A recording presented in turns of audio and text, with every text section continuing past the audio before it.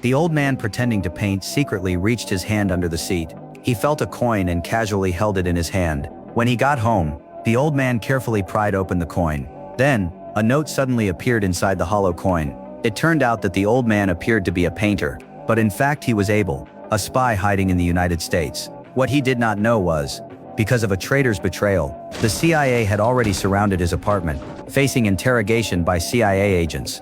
Abel showed the excellent mental composure of a top agent. Would you mind if I clean my palette? The paints, it'll get ruined otherwise. It's just behind you there. I have a cloth myself. Thank you. Start searching the place. Thank you. All right, search the mattress, the bed, the floorboards. Did you put that in the ashtray? This chair. Take a good look On at the that desk. windowsill there. He used chewing gum to distract the agents, then quietly destroyed the note with the intelligence.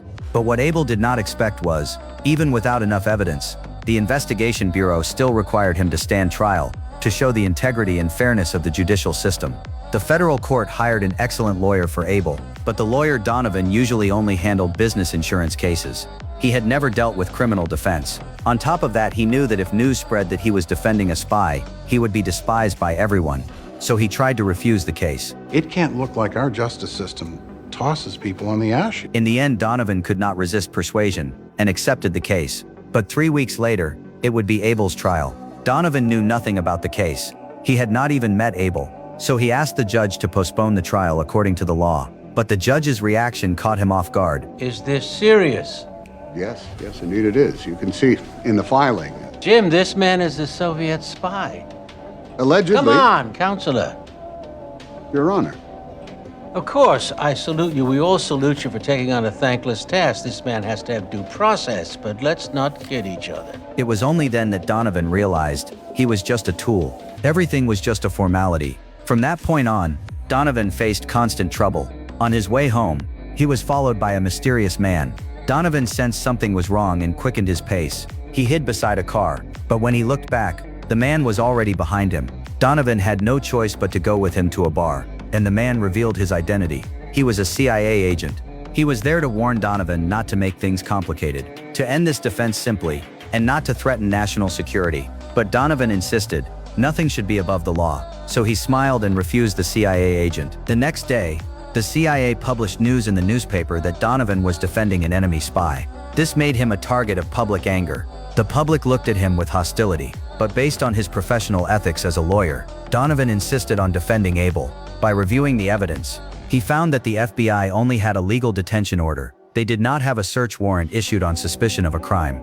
This meant, the evidence the FBI found not only could not prove Abel was a spy, but was also illegally obtained. It should not be recognized by the court. But the judge believed Abel was an illegal foreigner and could not be fairly tried under U.S. law. Versus Rudolph Abel. As to the first count in the indictment, how do you find the defendant? Guilty or not guilty? Guilty. As to the second count?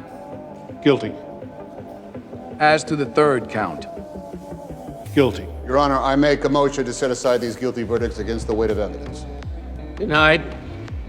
The jury is discharged. Thank you all. The jury all demanded that Abel be sentenced to death by hanging. Donovan's reasoned arguments were mercilessly ignored by the judge. A few days later, the sentencing day arrived. Although Donovan could not secure Abel's rights, Abel had already accepted life and death. The two adhered to their principles. One endured all torment without yielding.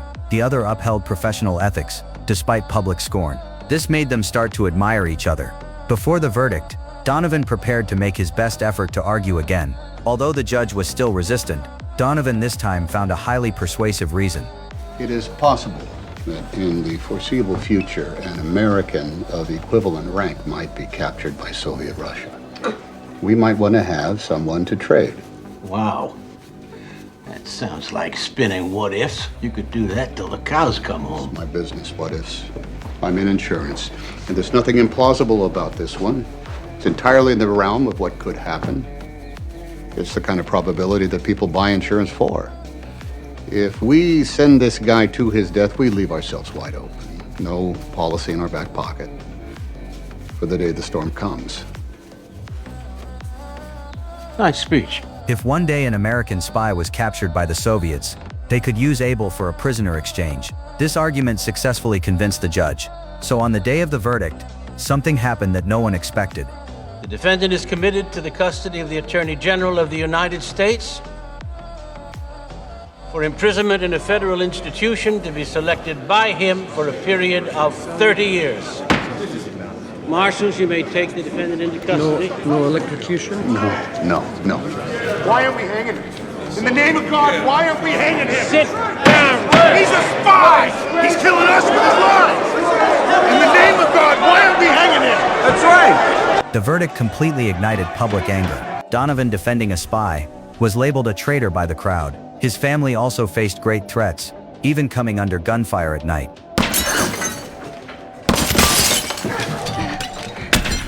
What in God's name happened? Honey, are you all right? Are you hurt? No one, including his family, approved of Donovan's choice, but he faced the challenge and chose to appeal to the United States Supreme Court. I know this man. If the charge is true, he serves a foreign power, but he serves it faithfully. If he is a soldier in the opposing army, he is a good soldier. He has not fled the field of battle to save himself. He has refused to serve his captor. He has refused to betray his cause. He has refused to take the coward's way out. The coward must abandon his dignity before he abandons the field of battle. That Rudolph Abel will never do. Shouldn't we, by giving him the full benefit of the rights that define our system of government, show this man who we are? Who we are? Although Abel's 30-year sentence did not change, at least his life was saved. And 3 years later, a plane crash brought Donovan an unexpected reward for his persistence.